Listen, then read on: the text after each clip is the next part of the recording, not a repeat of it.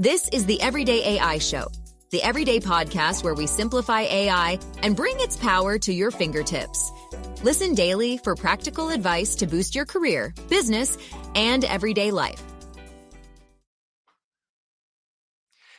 Even if you're a big, boring business, right? Those huge enterprise companies that for decades you've just been cashing in billions of dollars, slow growth. AI changes all that, right? And I think now we're at the point where everyone knows the power of large language models and how that can completely transform your business. But there's a whole nother category of generative AI that I think has already been making bigger waves in the past couple of weeks. And those are the visual sides of generative AI.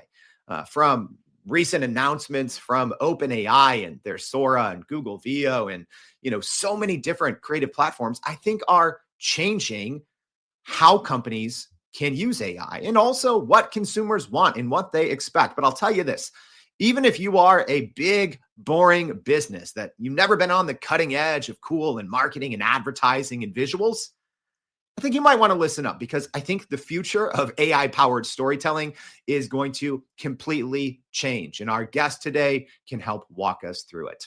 All right. What's going on, y'all? My name is Jordan Wilson, and welcome to Everyday AI. This is your daily live stream podcast and free daily newsletter, helping us all not just learn AI, but how we can leverage it to grow our companies and careers and to make you the smartest person in AI at your company. If that sounds like you and what you're trying to do, this is your new home.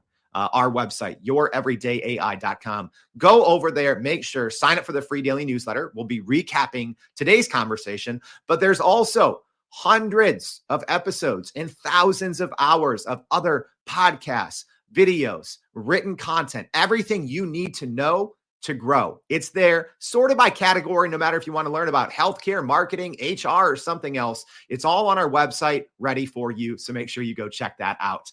All right. Technically, we're debuting this show live. It's pre-recorded. So if you're looking for the AI news like we do every day, that's still going to be in the newsletter. But we're going to get started, and I'm excited for today's conversation. This is one near and dear to my heart, so we might dork out a little bit. But everyone, please help me welcome to the show our guest, Eric Yang, the CEO of Topaz Labs. Eric, thank you so much for joining the Everyday AI Show. Thanks, Jordan. Looking forward to the conversation. Thanks for having me on. All right. So I actually used Topaz Labs way back in the day. Can you tell everyone a little bit about your platform, your company, if they've never heard of it? Absolutely. So we're software that helps you upgrade the value of your content and make it look more professional with one click. So for example, if you have 720p footage, we can upscale it to 4K and make it look like it was shot natively in 4K. If you have a blurry photo, we can make it sharp and usable for social media or whatever else you want to do. Actually, we've been around for about 20 years now. So we started off doing Photoshop plugins for like an HDR effect and for turning your photos into art. And we did that for a little while. Those were probably the products that you might have used back in the day. And in 2018, we started exploring generative AI models for upscaling images and videos. And those were absolutely phenomenal, especially at the time. And we've been on that ever since. Yeah. Walk me through a little bit of what that kind of transition has been like, right? Because it was, you called it out there, right, Eric? It was the original Photoshop plugins that I was using, right? Before I became a heavy Canva user, I was tinkering around in Photoshop, and that's where I found Topaz. But, now you have the video AI 6, right? The photo AI 3. I think that's the right numbers and updates there. But, walk us through kind of your transition into, providing more of these AI powered tools on the front end, because the appetite's there, but I'd love to hear what that's been like for your company. Yeah, one of the things that we think about a lot is we want to create the best tools for a category that is growing, right? So in 2018, there were two things that happened. Number one, our experiments with generative AI for upscaling, nobody else was doing it at the time. And in internal testing, it was absolutely amazing. It was jaw-dropping. Actually, the first version that we released, it was really buggy and it was really slow because GPUs at the time weren't that optimized. And it crashed all the time. The UI looked like it was, Windows 95, but it worked so well that it was flying off the shelves. And with that kind of traction, you kind of know on the technology side that you're onto something. And the second thing is the amount of content back then was, and content creators was massively increasing as well. You have all these platforms that you can get a lot more visibility by generating good content and with good stories, and therefore the value of upgrading content also started to grow. So with those two things, we sort of decided to make a transition into focusing on this fully. So let's fast forward to the end there. So I started off the show on a little ramble rant about how I think even big, boring businesses that maybe haven't always been, on the creative cutting edge. They haven't been, big companies that think that they should be out there putting visuals. How does today's technology change what businesses can actually do and accomplish without having, a huge creative team? Yeah. So today is the early days of what I think will be a pretty exciting revolution in content. So if you fast forward, let's say 3 to 5 years, I think we'll be in a world where any story or any concept that you have in your mind that you want to be able to tell to people will be extremely low friction and easy for you to tell. We'll be in a world that any story you have in your mind, you'll be able to put into a video and just describe it using words, visuals, storyboards, whatever, and not require a creative team in order to create a amazing, professional looking, true to life video for you to use in your business. And where the barrier to entry there will be the quality of your storytelling rather than the quality of your technical video production skills, right? And I don't think we're 100% of the way there yet, but there are still things right now that you can do, especially on the image side, I would say, that are production ready. So I do want to dig into that a little bit more, but first I want to attack this from another angle, right? Topaz has millions of users. What have you seen your customers leaning into the most recently, right? Like that's something I always like to ask, right? Like I had the head of AI at Canva and I'm like, what's the data telling you? What are users building in terms of creativity? What are you seeing with usage on even your own platforms, right? Because I think a lot of times it's, companies like Topaz where it's the younger, more creative teams that are using this and really on the cutting edge. Where are you seeing this leading right now, at least even within your own platform? Yeah. I guess this is one counterintuitive thing to bring up on an AI podcast, actually. It's no AI, right? Yeah. So I think one of the biggest use cases of AI right now is to, to supplement the real world, right? It's not actually to create completely new things from scratch. I think that's where a lot of the focus gets put because that's the coolest thing that AI can do right now. Given noise or given absolutely nothing, you can generate something that looks amazing from scratch, right? That's like super cool. But the most useful use cases that we've seen and the ones that people pay for are they have some content that they like, but maybe it's not professional enough or high quality enough in some way. And that's actually where the dollars are right now, is being able to maybe change something about it so that it removes a barrier for them to be able to use in production, or like upscale it to 4K so that they can charge more for it and things like that. So I would say right now, at least, the biggest business use cases are combining the real world with AI tools. That's a good point. And this is something, I think I brought up maybe 3 or 4 months ago that I think that we're already seeing, whether we know it or not, AI generated photo and video all over the place, right? Like I think early iterations, you could obviously tell, right? Like 9 months ago, you can tell. But today, yeah, I think big creative teams, they're uploading, their current video and it's like, oh, we have a gap here. right? And instead of having to go reshoot something, there's tools now, great AI tools that can extend that video by 3 seconds, or, to grab a still out of, a finished shot and to be able to take another angle at it, or to create some, a little piece of B-roll. Do you see that already happening? Are we already seeing, AI powered, video on actual shows, and maybe we all just don't know it? Currently, at least from what I've seen, we haven't really seen much generated video in production, like on TV or Netflix or anything like that. I don't know for a fact, but there's been no indications in like the people that we've talked to anyway. I think one really interesting use case of generative AI so far is actually generating ideas. So you don't really need super high fidelity, true to life, high resolution content if you're creating different ideas or brainstorming for a show, or creating storyboards for a show. So you can use AI, and people do use AI a lot to do that and generate ideas for themselves and lower the cost of production. Are you still running in circles trying to figure out how to actually grow your business with AI? Maybe your company has been tinkering with large language models for a year or more, but can't really get traction to find ROI on Gen AI. Hey, this is Jordan Wilson, host of this very podcast. Companies like Adobe, Microsoft, and NVIDIA have partnered with us because they trust our expertise in educating the masses around generative AI to get ahead. And some of the most innovative companies in the country hire us to help with their AI strategy and to train hundreds of their employees on how to use Gen AI. So whether you're looking for ChatGPT training for thousands or just need help building your front-end AI strategy, you can partner with us too, just like some of the biggest companies in the world do. Go to youreverydayai.com/partner to get in contact with our team, or you can just click on the partner section of our website. We'll help you stop running in those AI circles and help get your team ahead and build a straight path to ROI on Gen AI.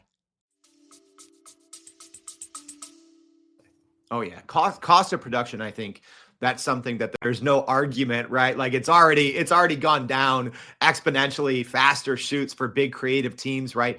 I remember even myself, right? I'm a former journalist. I used to do a lot of photo and video work, and I know a lot of times it would take dozens of hours of planning, getting certain shots, storyboarding things, reshooting, editing, all of those things. So as we look in the future, so Eric, you were saying in 3 to 5 years, you kind of see this world where you can just type something in or upload a source image and really get whatever you want, right? Talk us through how that changes, right? Because I think that changes a lot. That doesn't just change and lower the barrier of entry for people creating the content, but I think that changes the expectations of the consumer as well, right? Like no longer can a one size fits all piece of marketing, I think, work in the future. So how do you see that kind of changing on both sides? Yeah, absolutely. So I think one of the most important things about marketing is to stand out from everybody else, right?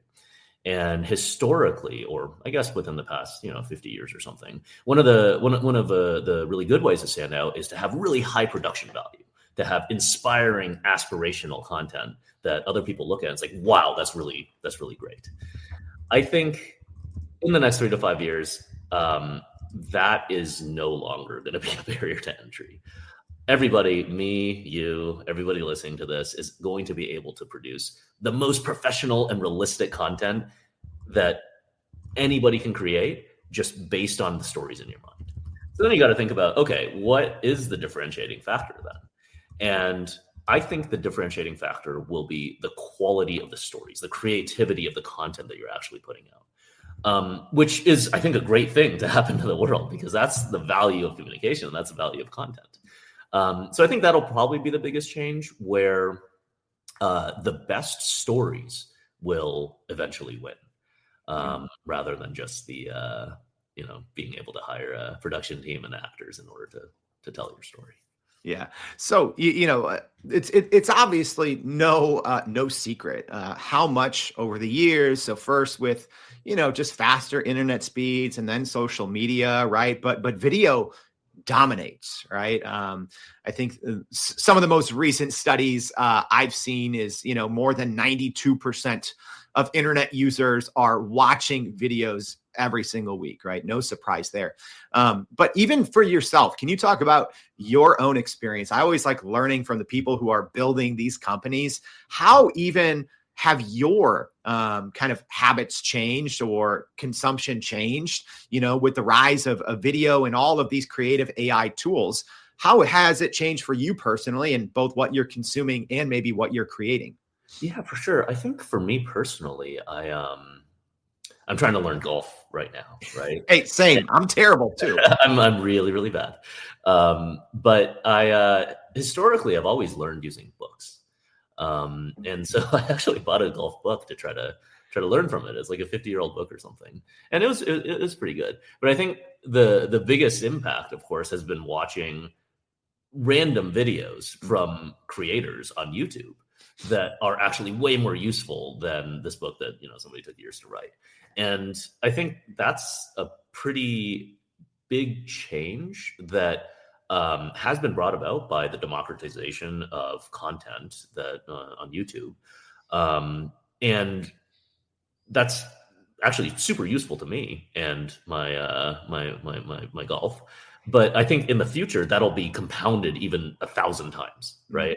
So as the barrier of entry gets lower and lower, that's just gonna get more stronger.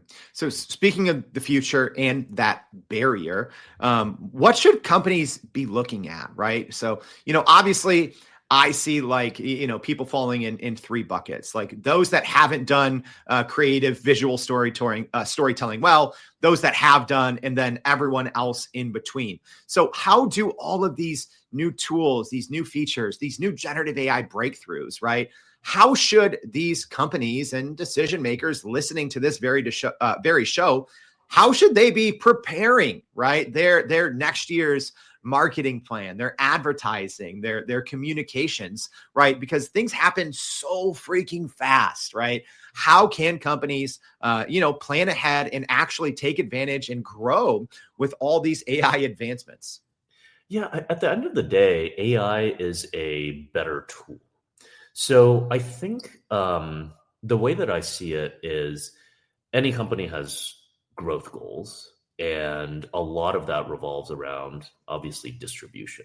Whatever part of your distribution strategy revolves around content creation and getting your story out, that's where you really need to look at AI to see whether it can make you more efficient or even make things possible that weren't previously possible.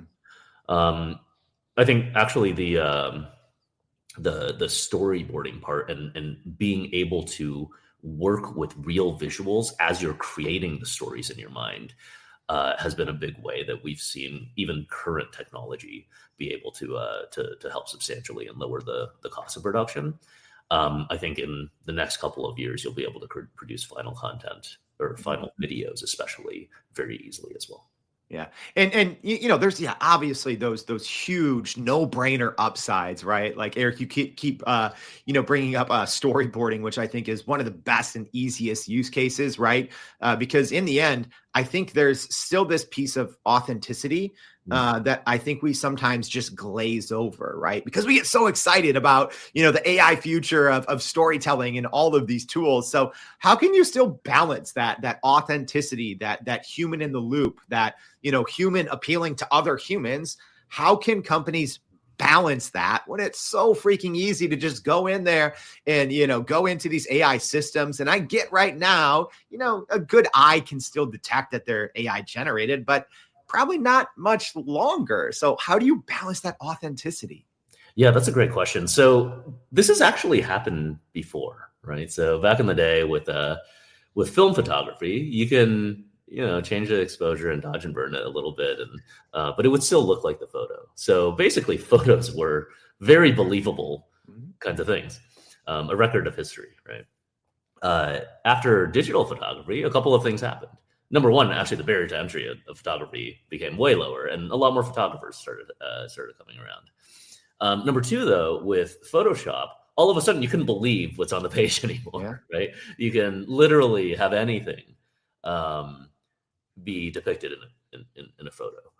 And I think through some combination of society adjusting and people's expectations adjusting and social norms, we still view photos with a healthy degree of skepticism, but some degree of trust as well. Mm. And I think a similar thing will happen with a AI generated content future, where a lot of it depends on the context, and it also depends on the content, the stories themselves.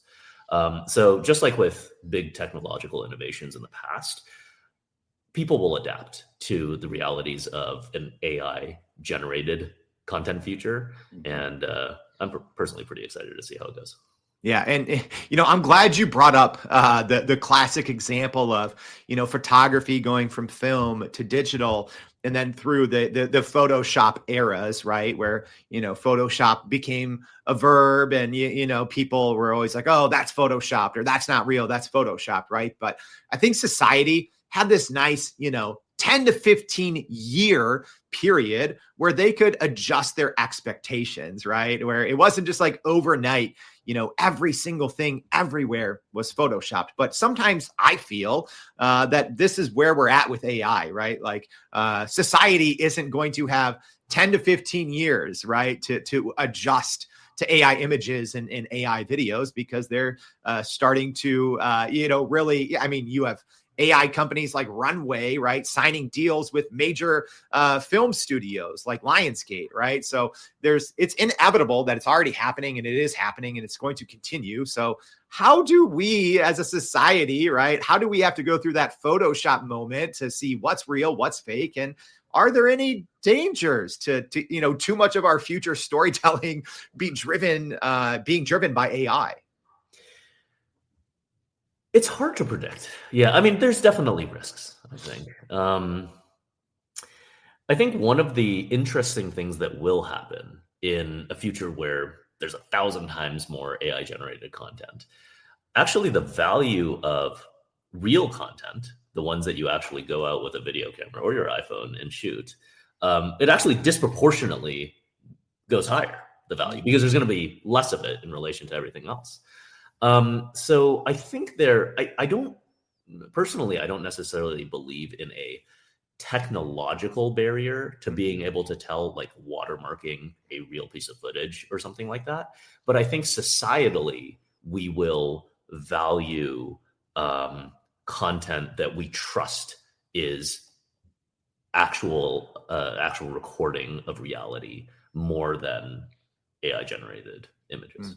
I think if I were to make a prediction, I think society will see AI generated content more as an illustration of a concept, as like a sort of like an art kind of thing.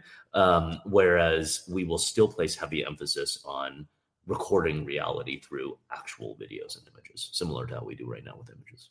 Yeah, no, that's a good point. And it's something that, I think in all the hoopla and hype, we sometimes just, skip over, right? Like reality and authenticity and believability, right? I think those are important things that we reflect on and talk about, because as a society, yeah, things are moving very quickly.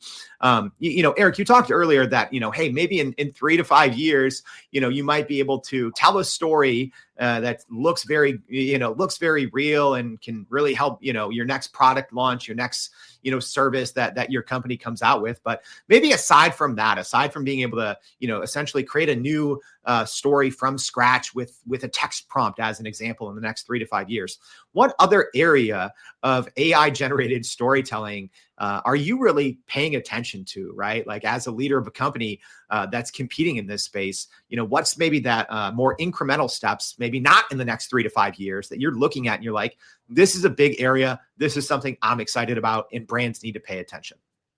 Yeah, I think getting a little bit more into the steps required to achieve that. One of the biggest issues right now is, I guess we can call it believability, or it's very easy to tell whether a piece of content is AI generated to the naked eye or realistic.